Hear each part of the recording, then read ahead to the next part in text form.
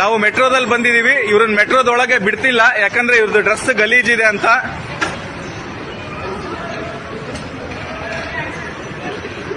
ಬ್ಯಾಗಲ್ಲಿ ಏನಿಲ್ಲ, ಬ್ಯಾಗಲ್ಲಿ ಬಟ್ಟೆಗಳಿದಾವೆ. ಏನಿಲ್ಲ ಸರ್, ಎಲ್ಲ ಸರ್ಚ್ ಮಾಡಿದ್ದಾರೆ.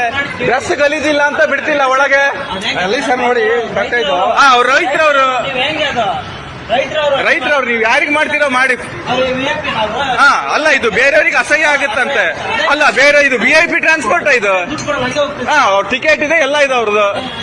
ಅವ್ರನ್ನ ಯಾಕೆ ಒಳಗ್ ಬಿಡಲ್ಲ? ಆತರ ಬೋರ್ಡ್ ಇದಂತೆ, ಗಲೀಜ್ ಗಟ್ಟೆ ಹಾಕೊಂಡ್ರಿಗೆ ಬಿಡಲ್ಲ ಅಂತ. ಎಲ್ಲಿ ತೋರ್ಸು ಅಂದೆ ಬೋರ್ಡ್. ದುಡ್ಡಿಲ್ಲ ಹಾಕೊಂಡಿದಾರ ಅವರು. ನಾನ್ ಚೆನ್ನಾಗಿ ಹಾಕೊಂಡಿದ್ದೀನಿ, ನನಗೆ ಫ್ರೀ ಬಿಡ್ತಾರಾ? ನಂದು ಹೆಂಗಿದ್ ನೋಡಿ, ಲಕ್ಕ ಉಳಿದ್, ನನಗ್ ಬಿಡ್ತಾರಾ ಫ್ರೀಯಾಗಿ? ಅವ್ರ ಹತ್ರ ಏನಾರ ಇದ್ರೆ ನೋಡಿ ಸರ್, ರಿಕ್ವೆಸ್ಟ್ ಮಾಡ್ಕೊಳ್ತೇನೆ ನಿಮ್ಮ ಹತ್ರ. ಅವ್ರ ಹತ್ರ ಏನಾರ ಇದ್ರೆ ನೀವು ಏನಾರ ಇದ್ರೆ ತೆಗೆದು ಹೊರಗೆ